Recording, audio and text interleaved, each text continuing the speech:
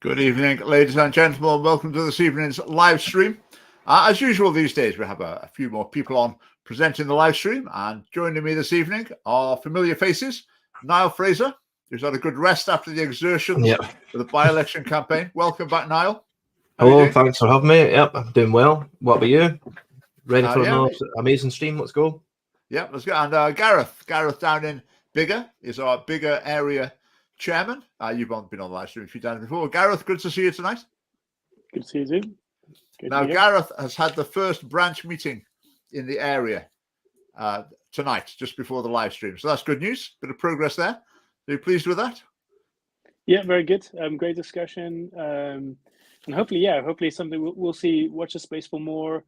I'm looking forward to setting up more, being more vocal, and getting more opinions. So it's, I think I said really inspired, and we'll be heading down to the conference. So, so I'm getting a car going down.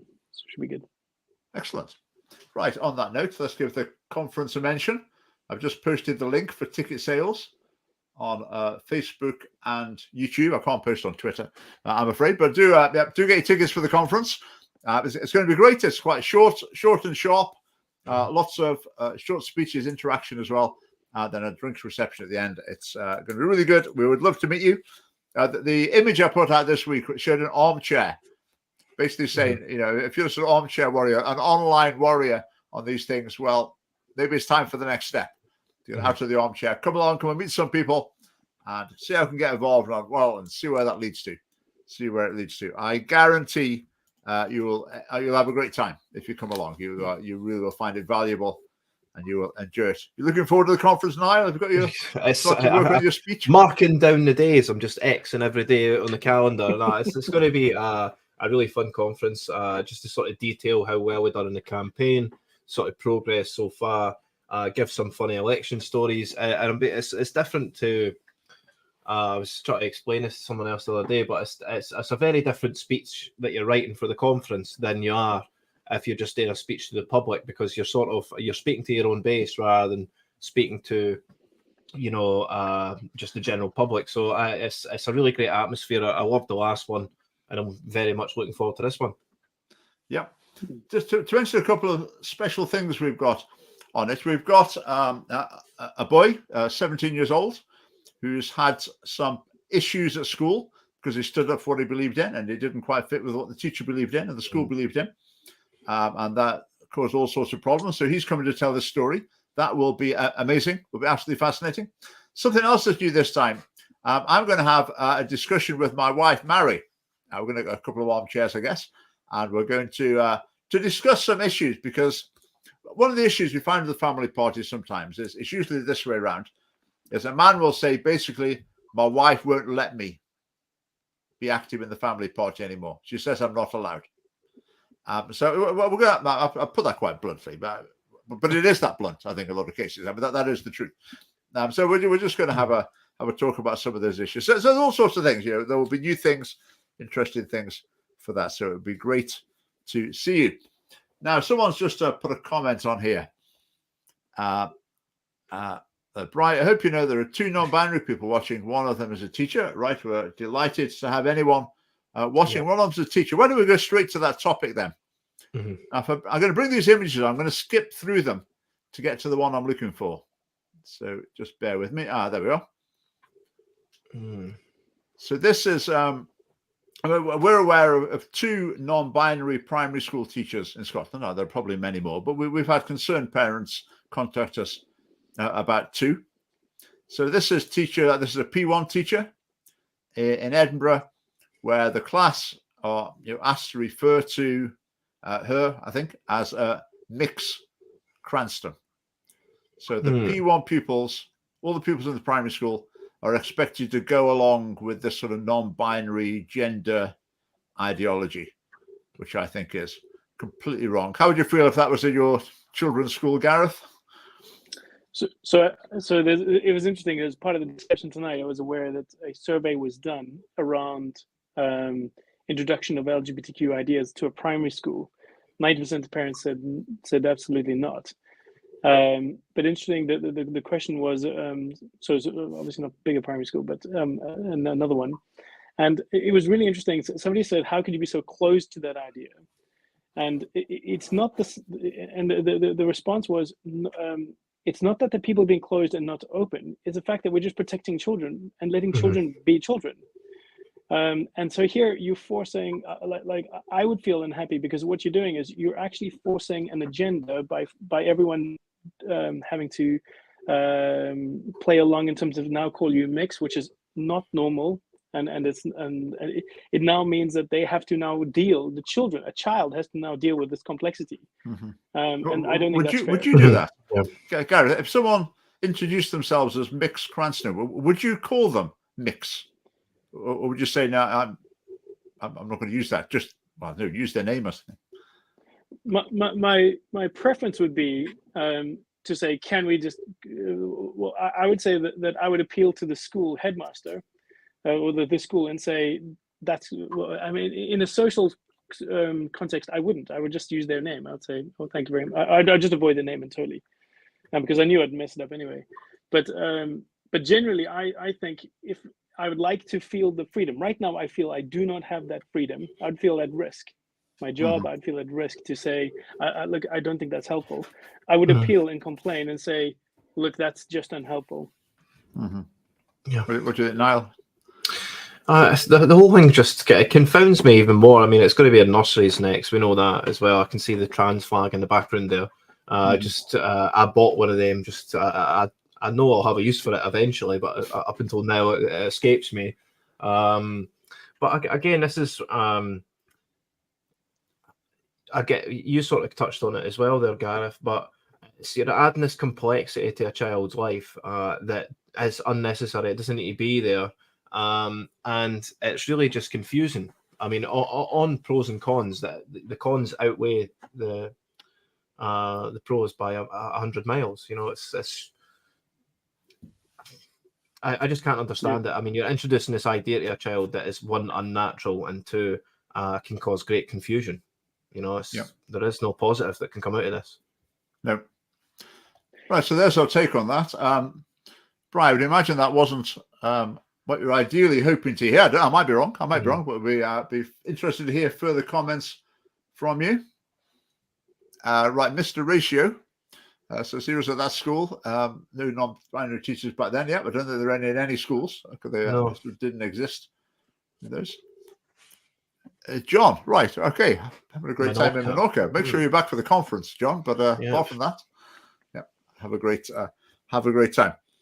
Right, let's move on to the issue of the day, which is the Israel-Palestine conflict. There's lots to say about that. We had Hamza Yousaf and his wife commenting on this. We've got all sorts of things going on. Let's just have a look at a couple of these things first. Now, Craig Murray, he's been quite a figure in Scotland. He got sent to prison for contempt of court for releasing information from the Alex Salmond trial. I think he went and sat in the gallery and then published information that he shouldn't have published or something. So he went to prison briefly. And is now been, just today, detained by counter-terrorism police. And people are thinking that it's because of this tweet. So I'll read it out, and then Niall and Gareth, you can tell me what you think. So, to be entirely plain, I have always viscerally opposed war. I've dedicated my life to conflict resolution and reconciliation. But in the coming Gaza genocide, every act of armed resistance by Hamas and Hezbollah will have my support. If that is a crime, send me back to jail. Well, I think he's got his wish, hasn't he? Yes. So, I mean, Hamas and Hezbollah are classified as terrorist groups, so it is illegal to express support for them.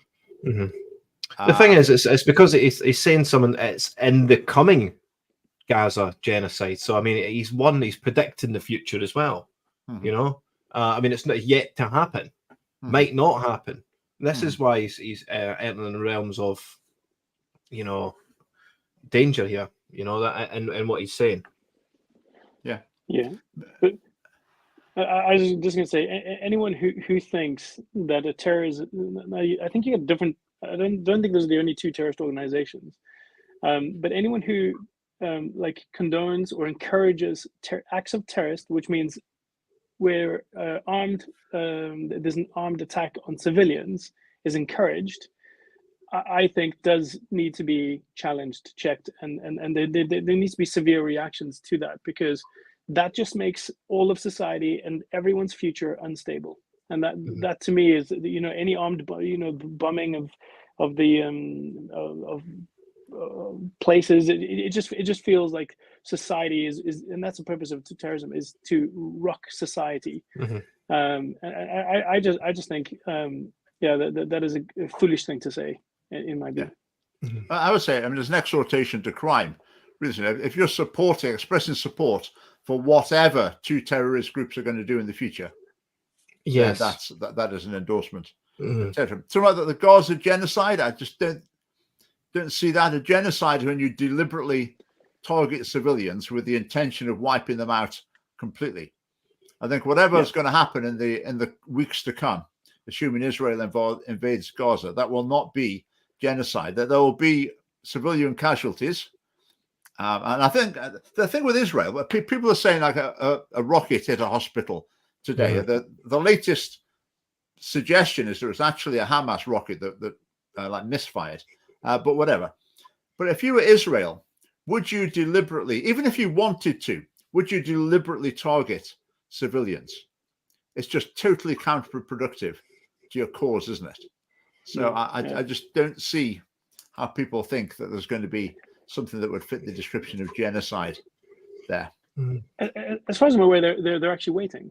So they said that we'll wait for people to leave. We'll wait for the civilians, and once we believe civilians have left, we will go in and eradicate and clean up. And I think for me that is the distinctive difference between what you saw Hamas do and what you saw is they said we're not going to become like you, but we're going to overcome you. And I'm just, I'm using paraphrasing this, but I really just think there's what else could they do? I'm struggling to see another way that they could at least respond to that. I think they've responded by waiting. They've responded really well.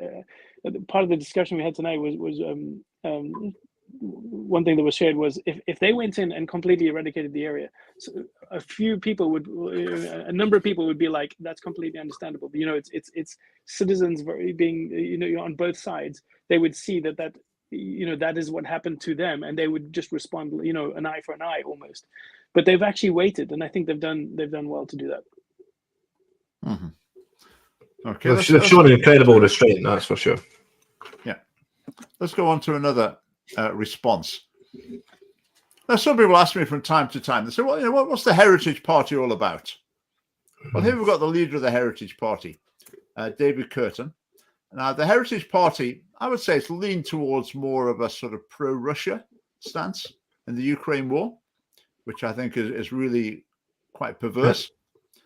So now it comes to this, and they're taking a sort of pro-Palestinian, pro-Hamas sort of stance as well. And so today, David Curtin, a few days ago, David Curtin, the leader of the Heritage Party, tweeted this, and I suggest he's tweeting this with approval. There's no indication that he's disagreeing with it. He's tweeting this with approval. So he's quoting Putin as saying the Israeli siege of the Gaza Strip is unacceptable and is like the Nazi siege of Leningrad. I'll just kick off with this one. It's not like a siege of Leningrad. The siege of Leningrad was surrounding it with the intention of killing everyone inside. That's what happened there. No opportunity for anyone withdrawing or anything like that. They just tried to completely starve them out and destroy it entirely.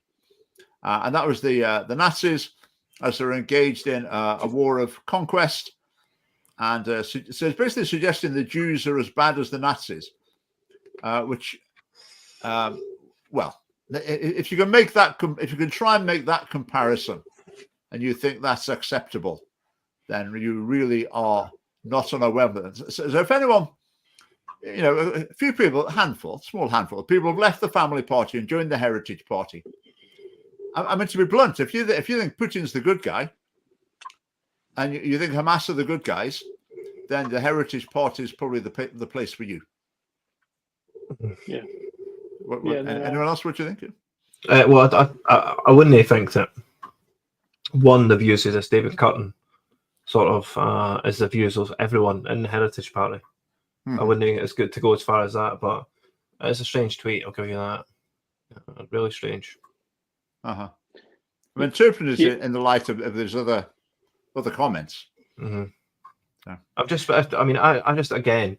I just avoid all talk of this now, purely because we all know that the first casualty in war is the truth, and we've been so much disinformation on both sides. You would be sort of stupid to think that we're not getting fed propaganda on both sides at this point. But just take everything that you read in the news with a pinch of salt at the moment, at least until we figure the facts out. But there is a line, right? I still think a line can be drawn. Acts of terrorist is unacceptable. You can see right now what Israel was doing was waiting for civilians to leave. That's acceptable. That you know what I mean. There's morally wrong decisions, and like I still think those rules of war that were engaged after the First World War, because it was such a horrific event, were necessary and needed, and those need to be upheld. And we're a human society. I feel like humanity is taking steps down. They're forgetting the lessons learned of old, and those lines exist across society, across political views and opinions. Those are human. You get human rights. Those need protecting of civilians. That is a fundamental basic, and I think anything to cross that line, no matter which side you are, if that truth can be established, then the rest, for whatever the reason being is, whatever the history is, that can't be done and must be held to an account. So, in other words, if everyone who was involved, the 1,000 that says it was me, and they all get put in prison, I'm okay with that. There was a couple of things I'd say sort of on the other side a little bit. I heard it might have been the Israeli Prime Minister saying, these people are animals. I would never. That's never a good line to go down. No, I mean, kind of dehumanize. Yeah. It is that's the gateway to atrocity, isn't it? So it shouldn't be like. And again, I mean, if they knew their Jewish faith, they wouldn't do that, because that completely contradicts the core teachings of Judaism. So that was concerning. The other thing as well is, I think some Western sort of pro-Israel commentators sort of lost the plot a bit as well, because some people have been saying to Israel, be proportionate, think about what you're doing, be careful, try and avoid civilian casualties.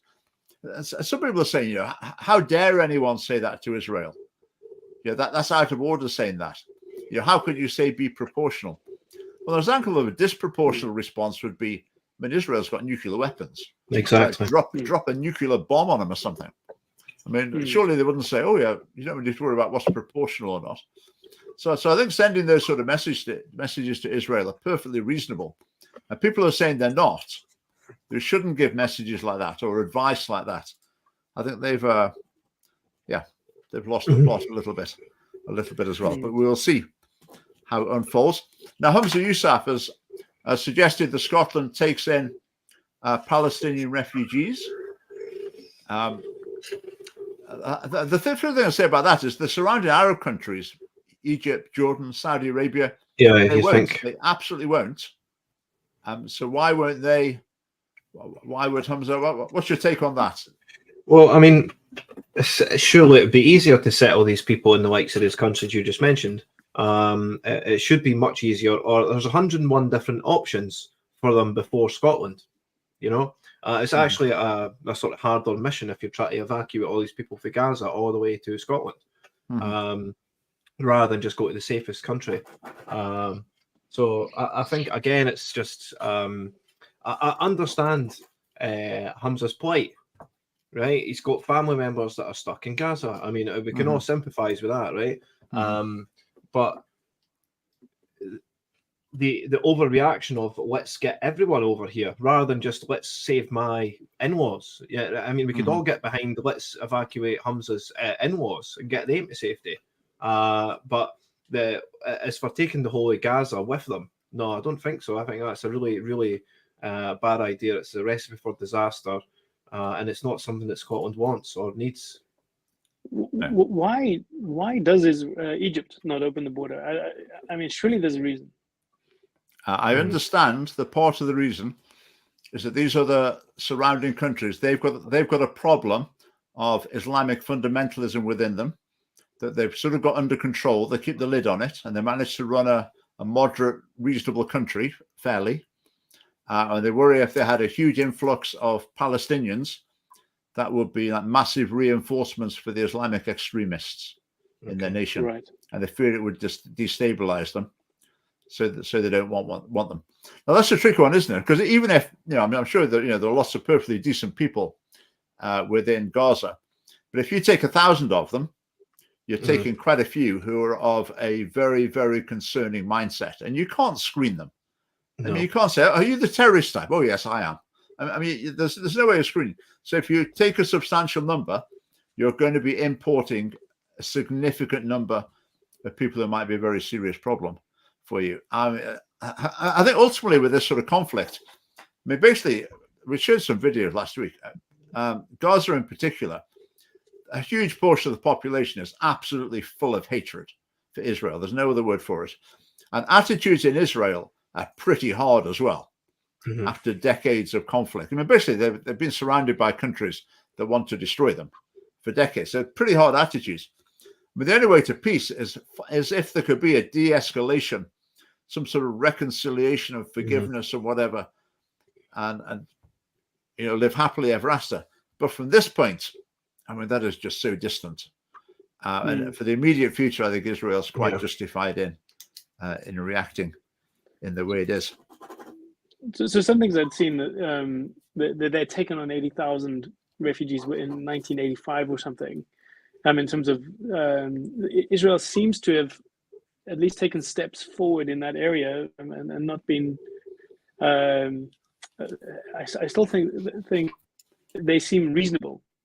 I've not followed the conflicts and this is done wrong and that's been done wrong. So I've not seen the detail, but certainly if I look back, I can see at least Israel taking steps forward, being more kind of open, and at least like trying to make peace treaties with surrounding nations. And the interesting thing I find though is if the plight of these people, and the majority of these people are innocent, then surely the borders would have been opened. But if the majority, like I heard that the majority of people voted for Hamas to be democratically to be elected, that is a concerning perspective of a majority of people. If that was genuinely a democracy, and I actually wonder if we just were to play that's probably an extreme version of probably what's happening in Scotland, where you have like SNP with maybe slightly extreme liberal views coming into power, educating the people, and if you just play that forward a couple of years without intervention, could we not find ourselves there as well in terms of with the majority being a very extreme viewpoints and being an extremist nation, not just an extremist political party, extremist nation, because that's almost what the Palestinians are. They've become an extremist nation. Yeah, the problem is once they use their power to indoctrinate not just children but adults as well. And that's what's happened in Scotland. And then the Conservatives are just oblivious to it. They don't realise that the whole education system is geared towards bringing people in line with a sort of secular, progressive, left, liberal sort of mindset. And so it's unchallenged. Right, let us move on from that topic. Where should we go next? Should we go to the let's go to Lisa Cameron. Lisa Cameron, the SNP MP, who defected. Previously SNP. Yeah. She defected and joined the Conservatives. Yeah, exactly. Now, what is going on? Can you understand? Well, I mean, the issue with this, and it is surprising, is the natural leap for Lisa Cameron would be to the Labour Party. The natural leap. I mean, if you think about it in terms of she's just leaped right over Labour and then into the Tories. And this is, you're thinking, well, that's a large political jump. Not only has she jumped from the party of independence, the party of let's get independence immediately, to the Tory party, the Scottish Conservatives and Unionist Party, totally apolitical stances on this independence debate, whilst having denigrated or been in a party that has merchandised hatred of the Tories and converted that into votes for so many years. So this is the weird jump, and that's why it's caught a lot of people off guard. I mean, it really doesn't make a lot of sense unless it boils down to our views on the gender aspects of it. Obviously, the Scottish Tories or the Conservatives in general, they don't go along with this gender madness, which we know, well, I mean, that's falling apart as we speak. But any other way, it doesn't make sense unless that's the issue.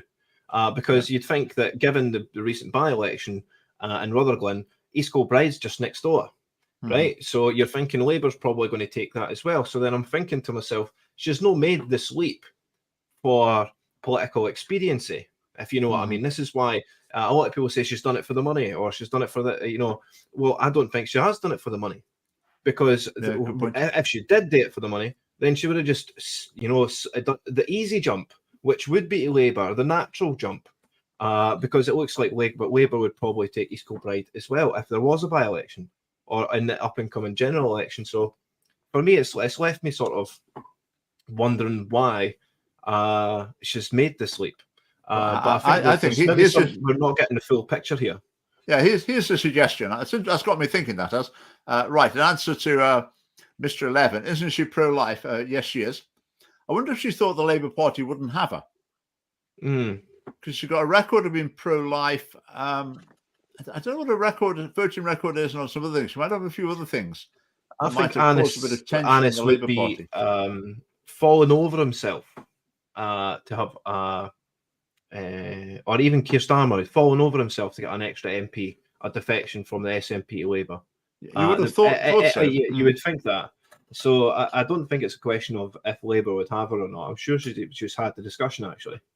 Well, maybe I'm sure Labour would have welcomed her with open arms. But then when it came to selection time for that, they probably already got someone selected.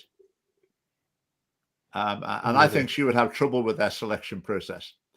But basically, I mean, she made one mistake in joining the SNP, a party that totally opposed a lot of her core values. So she was in like the Kate Forbes, John Mason boat of joining completely the wrong. Well, John Mason didn't join the wrong party. He joined a party and it became a party completely opposed to him. Kate Forbes made this mistake of joining a party that she knew completely opposed some of her core values. So Lisa Cameron, she made that mistake of joining the wrong party.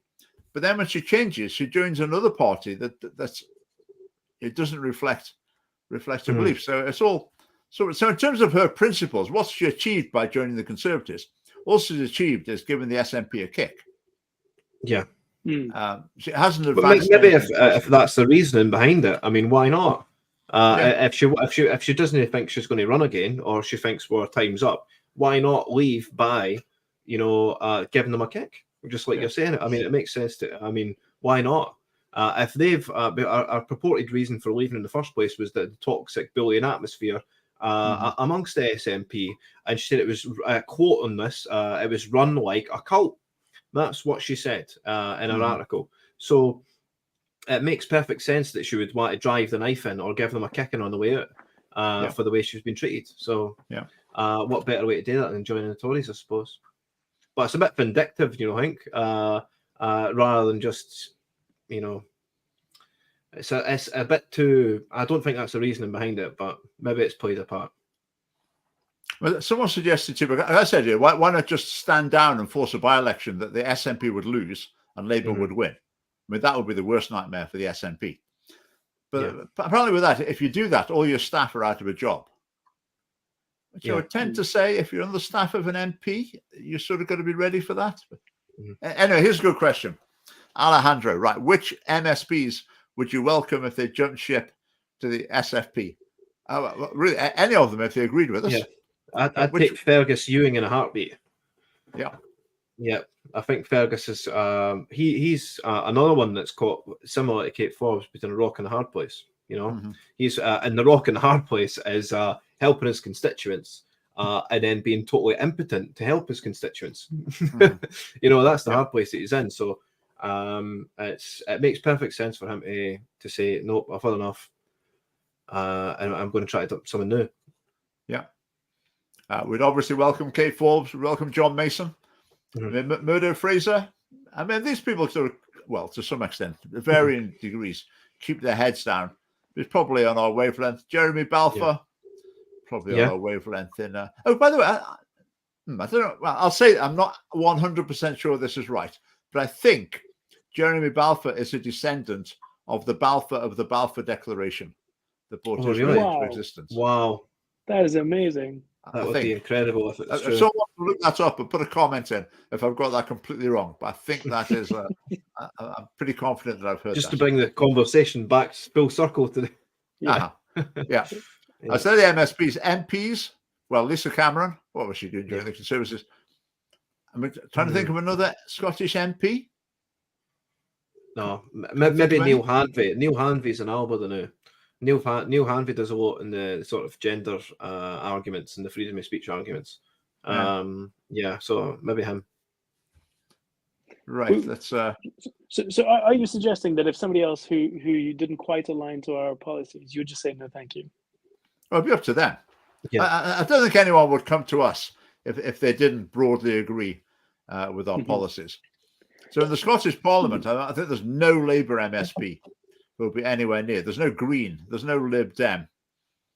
Conservatives, as I say, will maybe manage, maybe three. Because the thing is, some of the MSPs, they don't say half of what they think. They keep their head down and sort of deny it and pretend and smooth over whatever.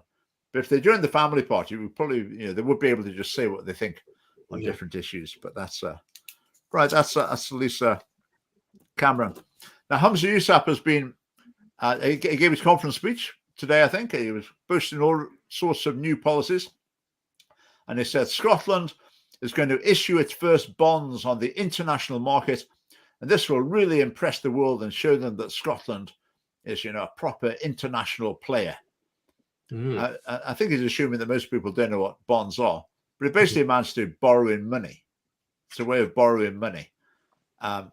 So why he thinks people are going to be impressed by Scotland taking on more and more debt that has got no plan to repay, I really do not know. But that's who's issuing the bond as well. But Scotland is going to issue them. It's going to be the government-backed bond. Yeah. So there's an unfortunate history here, but it's an interesting one because surely you need to have a growing, thriving economy in order to do this, and I just don't see that. I just don't see it that's going to get rated. I mean, this is possibly high risk because it now has a measuring line on it, and it's going to dive. And people are going to go, oh, that's Scotland diving. At least we'll be able to visibly see good point.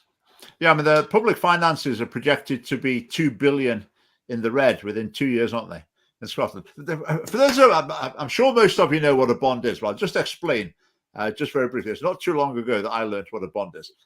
So it's basically the government sells bonds. So it might have, say, £1,000 bond, and it might be for 4% interest a year. So if you buy the Scottish government bond for £1,000, you've got the bond, and the Scottish government has to pay you 4%. So what's that? £40 a year on your bond for a fixed period of time. So it might be, say, a 10-year bond. So they have to pay you 4% for 10 years, and then at the end of the 10 years, first of all, if there's a risk they can't pay it, then, as you say, then it might get downgraded, etc. And that bond can be sold on the bond market. And if people think we're not sure Scotland can actually pay this, then the value of that bond will go very, very low. If 4% interest suddenly seems really good and people are confident Scotland can pay it, then the value of that bond on the bond market might go up. But at the end of the 10 years, basically you go back to the government, and the government has to give you your money back. They have to. So it's like borrowing the money, but then you've got to pay it back. And so what happens when you need to pay it back? Oh, well, they haven't got the money, obviously. There's no plan to pay the money back. So what you have to issue a new bond. Unless, say, the market is such now that people are not interested in buying a 4% bond from Scotland. That seems a bit risky. people only buy it if it's a 6% bond, and you've really got no choice because you've got to get this money back. You owe them, so you've got to sell another bond, and if the interest rate's got to be higher on it, then that becomes less and less favourable to the nation. So it's quite a risky business to get into.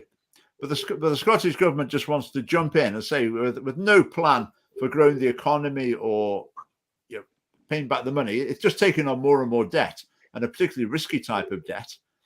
But I'm sure the SNP conference has just got a big clap, and that was that. It's probably because the banks would say no. So, and you're just going to a different market now. So you're just going, okay, I'm going to go to somebody who probably doesn't know, and there's no reputation. I mean, in all fairness, why now, and why the S&P? I think that's just a terrible idea. Because they're running out of money. That's why. They need money. Obviously, if they wouldn't issue bonds unless they need the money. Exactly, and the issue is I know you mentioned about the whole he was giving a net zero thing for mum's charity. I mean, if you add that into the mix, you now have potentially dubious bond issuing and use of money, and it just sounds like a scam. Like, I just wouldn't do it. No, it's crazy. And then he also announced a new scheme to give £1,000 to victims of domestic abuse. Oh, great! Wow, so it's not some sort of the money's going to cure it, Talk about why domestic abuse? How about support instead of money? But I mean, it's what if you got people just wanting the money and making spurious complaints? As if that's at the realms of possibility. Mm-hmm. What if it's not spurious? What if the wife says, "Well, go ahead and beat me, and I get £1,000 done"? Oh my God, that's even more strange. But that's not with the realms of possibility as well, Gareth. No. There should not be a monetary incentive. No, there should be a criminal proceeding rather than So in Australia, this was an interesting thing. In Australia, they had an issue with wild boars. I think they still do, and they're now using. I've never seen this before, but I saw an article on it or like a documentary, and they said there was an issue with wild boars. The government decided to issue money for handing in these boars, and it was in a particular area in Australia that had this boar problem. As soon as the government did that, the boar problem just escalated and went throughout the whole country, right to the other side of the country. It started there. The boar problem started everywhere. What they didn't realize was guys were making big bucks from this. So what they were doing is they were breeding these things all over. And so you think you're trying to help by saying bringing in a policy, and you're actually going to escalate the problem. Yeah. That sounds like what this is going to do. This is just a terrible idea. Mm-hmm. Yeah. I mean, I asked the question at the beginning: why just this crime? Why not? If someone comes along and punches you in the street. Well, I mean, the answer is obvious, isn't it? It's part of that they're always trying to appease the feminist campaigners. So this is something that would disproportionately benefit women. So they always want to have a new policy that's for women. So this has come forward. But as I say, it's if you imagine a family where they're in debt, they've got no plan to pay their debts off, they're going further into debt all the time, they're projected to go further into debt ever faster, and they still can't stop spending money on all sorts of crazy luxuries. That's what the Scottish government's like. And unfortunately, too large a portion of the Scottish population is of the same mindset, that they can't see through it. Still, if you want a positive news story on the 6 o'clock news on the BBC, give some money away somewhere, and you'll have a great story on the BBC. The SNP know that, and it works. It works for them, I am sad to say. Right, let's flip over to the Labour Party conference briefly. If I've got a picture for this one, let's get the picture. It's just a glitter. No. This is they've come up with a new policy. Well, new policy, not proposal, a new policy, and that is to introduce laws that basically treat cohabiting couples as though they were married. So currently, if you get married, you get various protections in terms of, for example, a legacy. If one person of a married couple dies, then it's assumed that the other one's going to inherit their worldly goods, that sort of thing. So what the Labour Party wants to do is make it so that these benefits of marriage apply to people who are not married, but have lived together for a certain length of time. So it's just an attack on marriage then? Yes. Why would you get married? Why would you get married in the first place? But basically saying why bother getting married? Yeah. But of course, the thing that marriage introduces is public lifelong commitment. Yeah, stability. And then part of the package is these practical benefits. But the Labour Party is saying, forget the public lifetime commitment. We'll give you these other things. And also, well, let's say, a couple move in together. 10 years later, they're still together. Why not? They haven't fallen out yet. And then they find that the laws treated them as though they're married. They might be saying, hang on a minute, we never opted into this. This is not what this isn't the deal here. Yeah. But the main issue is basically saying marriage, they want to make it so marriage doesn't matter. Yeah. And it's a major, major mistake, disastrous step. Yeah. Had you heard about that, Gareth? Are you familiar with that?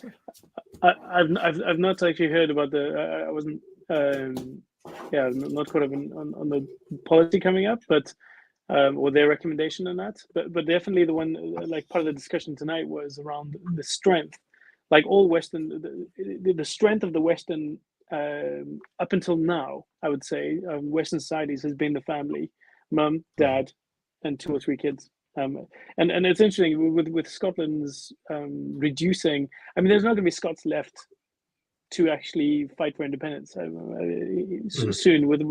I mean, we're lower than the one-child policy. That is a huge topic and difficulty. But it's interesting. Like, I still am surprised and shocked, actually, that we are just. It seems so vivid. So this attack on that one core thing that has strengthened every society for so long is being is rooted. It's cutting off society at the root. We're just going to root this thing up, which is families and marriage, and it's particularly around marriage, about couples. There's even this new word that says you can have like one core relationship and then many on the side. I forget about that word. That seems to be growing popularity, and that's probably mainly driven by LGBTQ liberal thought. They've got this ridiculous worldview. I mean, if you've got 2 people and they're in love. And if we just add someone to that equation, we're just multiplying the love. And we add another person, we're just multiplying the love again, fourfold. So this is just, it's not the way it works. It's so surreal that, I mean, it's such a strange thought pattern as well. But you're right, it's the attack on family that gets right to the very roots of what built the West and what built Western civilization. And they're just trying to suffocate it. That was really interesting what you said there. No, that made me think when you said about, like more than 2 people in the relationship. So under this Labour Party policy, let's say you've got 3 people living in the house. Oh, maybe your money's divvied up sexual relationship 3 ways. So I assume the law's going to treat them all as married to each other. Ooh, interesting. Interesting. And maybe then the person happens, who stayed with them the longest. Yeah. Just say you're in a relationship with with someone for 10 years, and then 2 years into that, you add another person who gets the money, who gets it, if indeed they're entitled to this. But it's a strange thing to try to implement as well. Yeah.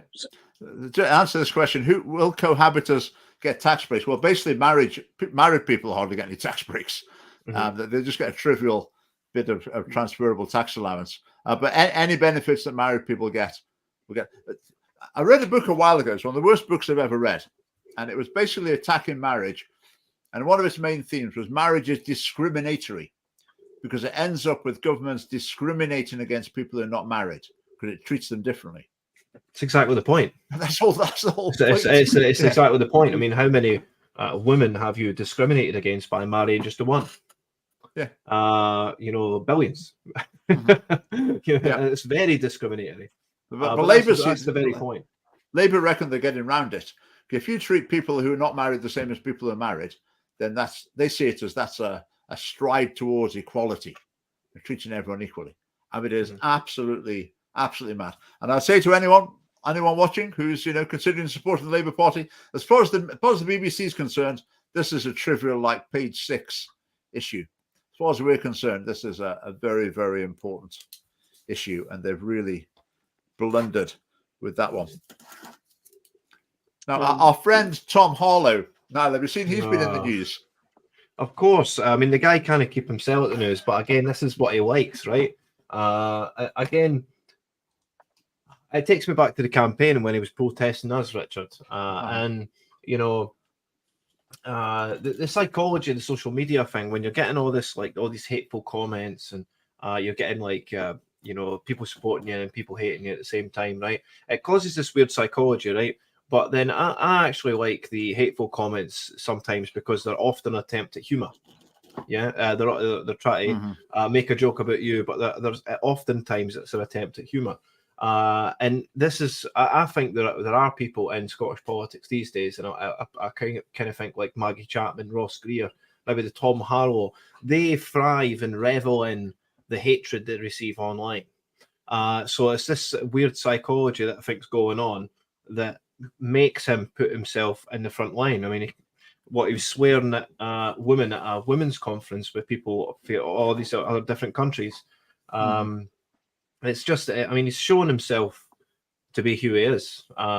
It's a shame that he, you know, this didn't happen prior to him protesting us. It would have given us a wee bit more votes, I think, Richard, because I actually feel sorry for Tom as well at the same time, you know, because I don't think he wants to be doing this. But it is the way it is, I suppose. Yeah. He's made his bed and it's time for him to lie in it. Yeah. So this is Tom from Cabaret Against Hate Speech, the group that go into sort of noisy protests at various, wherever anyone's talking any sense about social issues, he'll be there. And he protested his women's conference. J.K. Rowling, I don't know if she was actually there in person. I think she was, yeah. Was she? Right. Because she's threatening to prosecute you. And I'm not sure on what basis. But I would suggest that standing in the street, you know, yelling at everyone going to a conference telling them to F off, I suggest that would be some sort of... in his statements after the event, he's calling people fascists in the video. And she's saying, well, if you can identify any fascists, then please point them out. But it's that term fascist that I think she's taken real umbrage to. And that she's willing to go after them for. But I mean, the way I see it is, you know, Tom can say whatever he wants about me, and I actually in the weird predicament where he's shouting, cursing at me across the street, where I'm actually supporting his right to do so. You know, where, you know, the only way we can get, you know, any truth out of anything is that we've got total and utter free speech all the way, which includes someone insulting me and attempting to offend me across the street. But again, it's people. We need to hear bad ideas as well in order to find out who is. I'll let you go. I've certainly never been tempted. It's never crossed my mind that, oh, how can we get Tom? How can we get the police on him? Or whatever? That's never the thoughts never crossed my mind. No, would it? I think. Can I just add, you like the amount of abuse that you've received yourself, Richard, and yourself now, in terms of, you know, when I attended one of the breaking up of the center, the treatment center. So, exactly. I mean, I was surprised how much in terms of how people can get away with sort of saying so much, but actually then again, I totally support what you're saying. Freedom of speech is important. I just wish it was a little bit more sort of controlled in terms of they just kind of like overpowering. I think that's just unnecessary, and maybe this, you know, whenever I've seen the police, they always favor everyone else but us. In terms of they get to be right there, the thing, and you know when you rock up to go and protest at the Pride thing, you're not given your own designated space. They won't protect you from anyone. They just let you be harassed. So I find, you know, that's a bit unfair, and I would say somebody should be a little bit more impartial in terms of just establishing freedom of speech. I'd love that. You mentioned the police there as well. I mean, I expected a police presence there on a Saturday, but you know, nothing of the sort. But I'm glad they behaved themselves that day. But that day we were at the Sandyford. the police aren't there because we're dangerous. Mhm. The police are there because these other people are potentially dangerous. They're not Mhm. for their protection, basically. Mhm. And it's, there was an article written by a guy. But I can't remember the author's name, but it basically said, it's inevitable. A politician will be killed. Scotland's rising homophobia. Mhm. And it was written by a Green councillor. And I'm thinking, he's almost wishing death upon someone, saying that. Mhm. And he's almost trying to manifest it himself. And it's driving hatred. But again, I called it out and I says, there's only people like ourselves, Richard, who are putting ourselves in the front line of this, who are maybe going to get hurt at the end of the day. It's no, the Mhm. danger's only flowing in one direction here. Mhm. So for him to Yeah. say that, I just think it's really irresponsible, given this the sort of the heated and emotional sort of debate that this has become. Yeah. But just on the cabaret against hate speech, where they were on Rutherglen High Street, calling you and I all sorts, making a big racket. An SNP councillor went and spoke Yes. at the event. He took the microphone and took part. So cabaret against hate speech. Don't think about it as some like lunatic fringe group. They are, in that case, supported by an SNP elected representative. Just you mentioned the Sandyford, our like bricking up of the Sandyford.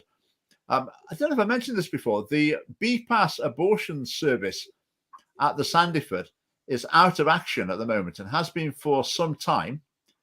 And it's not saying it's permanently closed, but it is not functioning for some reason. So it'd be interesting to keep an eye on that. Maybe it's closed completely. We shall see. There's lots of good comments here. Well, Liam mentioned Liam Kerr, Conservative MSP. Yeah, I think he would be someone who would fit in at the family party. I think he reins himself in a bit currently, but I think he would probably fit in. Right, something from Edinburgh City Council. They're talking about, they're in the early stages of considering banning SUVs from Edinburgh. Right. Because that's the biggest problem. Why not? Yeah, exactly. Yeah. Including the battery-operated ones. Yeah. Yeah. You've got trams only, no SUVs. How about we get these wee nuisance scooters and these bikes, these e-bikes that I see all the teenagers riding about on? I don't think I'm used to have skiing on scooters. No, he's definitely not. Maybe he's got a phobia of scooters after that day. It could be. He's got nightmares with scooters. Mm-hmm. Right. I think we should do it. We need to get Shawnee Boy. Those who don't know, Shawnee Boy is someone who does very funny sketches. It's not just about the SNP, it's about other parties as well. Yeah. But if they weren't so full of swearing, I'd share them for the Scottish Family Party. They're very funny. He should do one of a council meeting somewhere in Scotland where they go through all the really serious issues in the council that the city faces, and they've just got no idea what to do about any of them. And then at the end, they think about, shall we put a plant pot in the middle of a road to stop people driving along it? And the whole meeting comes to life, and suddenly they're all full of ideas. Let's stop cars driving here. Let's slow them down here. Let's close this road. And suddenly the whole meeting, there's a real buzz about the meeting, and they found their purpose in life. And it just seems that's what councils like. Neil Deepnarain, our the Edinburgh chairman, when he was a candidate, he went to a hustings it was in Leith, and he said like the only thing anyone was talking about for the whole hustings was how to get rid of cars from Leith. That's the only topic that people are interested in. The people who'd gone along to the hustings. It's really, really bizarre. Right. SNP conference. Let's go back there again. You see, Nicola Sturgeon made her appearance. Yeah. And did you see people's reaction? Like, sort of adoring reaction. It was. I wouldn't say it's adoring as well. I know what you're going to say. It felt like that. It was the fanfare. It was the oh my god, Nicola Sturgeon's here. Let's all run to her. It's all to me. It's contrived. We saw that day at Rutherglen, Richard. We've seen how it works, how it operates, and how it actually functions. We show up outside the office. They're all inside this wee packed office, the size of a living room, and they're waiting for Hamza and the candidate to walk through the door. And there's loads of press. They've packed it the room. They've made it look as if there's loads of people there. They've packed it out with press. And as soon as they come in, all the clap, and all the pictures come out. So I mean, it's all theatrical. I think it's all to sort of buoy her actual image herself. You know, you can. I made a post on Twitter the other day where it's like, you know, I could pay a whole army of photographers and cameramen to follow me around, and people would assume, one, that I'm important, two, that well, basically I'm really important and it's of value what I'm saying. It's all contrived, guys. It's an illusion. This illusion getting cultivated by the SNP, but they're really, really good at that. They're really good at this perception altering thing. But now that I've seen it, and you've seen it, Richard, firsthand, how it's actually manufactured, everything it's just dispelled the whole illusion for me. Yeah. The thing it made me think, it just made me think about Alex Salmond, though. I mean, he's certainly got a following, hasn't he? Yeah. And it made me wonder if whether or not being leader of the SNP, it's not like being the leader of another party. It's like you're like a messianic figure. You're not a politician. You're the it's messianic. You're the person who's going to lead to the ultimate goal, not just run the country well for a few years, lead us to the ultimate goal, the ultimate victory.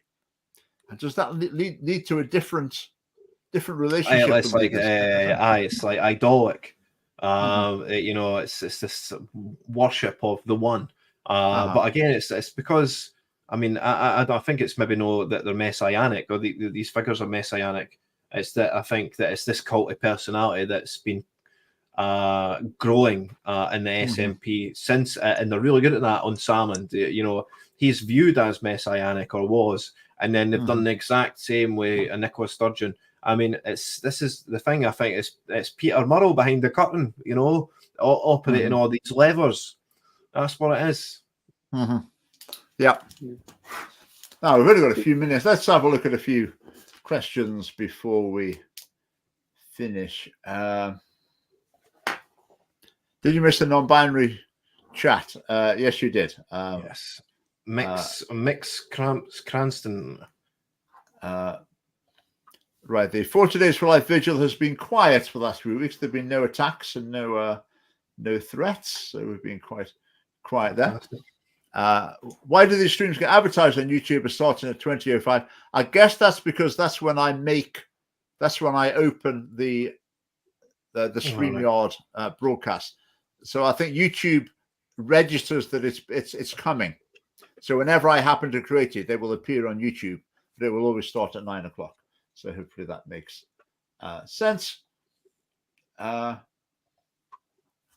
Alan. So this is back to the cohabitation and marriage, the Labour Party policy. When would the equal share kick in? After they've been living together for a week, a fortnight? Who knows? Pluck a number out. Or maybe it's just well, they swipe right on Tinder. I say, you know, this is a cohabiting rights. You know, it's so silly. Now, the other thing could be is we moved in 10 years ago, but we sort of took a break 5 years ago. I didn't move out, but we sort of took a break. Then the other one might say, no, I don't see it that way. No, we didn't. No. I'm still going to get half your money when you die. No, you're not. Anyway, that's the Ross Geller argument. Just have your son move in before you die so you don't have to pay inheritance tax. Yeah. Kirsty Russell saying it's time for the parents to speak out. I totally agree. Yeah, I mean, they have done in one school. I met someone from one school. Now, the one where they've got a non-binary teacher in the primary school as well. That wasn't Gilmerton. I can't remember the name of the school. Castle something. Castleton. No. I can't remember. So it's not coming to me. Right, journalists are asking. Right, good. But what will they say? I mean, the Daily Record would say, "Oh, you know how wonderful the children have been taught about diversity and inclusion." Yeah. And then Mix Cranston can say some bigoted parents who have been saying they're not happy, and that would be the end of the Daily Record story.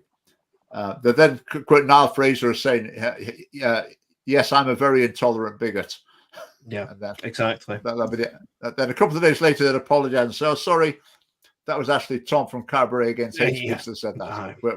We just got mixed up." Yeah, these things happen. Um, Oh, that's an interesting one. Right, the new Labour Party policy. People are suggesting that misgendering will be classed as sort of hate speech and therefore illegal. I haven't looked into that properly yet. I've seen a news report, but it wasn't from what I thought was the most reputable source. So we need to look into that a bit more. But it wouldn't surprise me. I mean, the idea is just absolutely outrageous. You're asking someone to partake in someone's delusion. If you're, you know, and you just can't ask that of someone. It's the whole thing's a joke. I'm guessing it's supposed to be given 2 years in jail, not gual. But I think even we should be encouraging people to actually not encouraging people to misgender them, but we should encouraging people not to encourage delusion rather than. You're not an ally if you say I'm a trans ally, and you're not an ally of anyone if you're encouraging delusion. Yeah, there'll be hell to pay about that if that comes in and people are prosecuted. That will not go down well. One last thing to mention briefly from Humza Yousaf as well. Noises have been coming out from the SNP about council tax rises again for people with bigger houses. In other words, often people with bigger families. So they brought out the figures. They said how much it was going to go up by, when it was going to go up, what percentage it would go up by for which band of property. And then Humza Yousaf, the knight in shining armor, the hero, the savior of the people, says they're not going to do it in any case. I think maybe the family party should start taking this approach as well.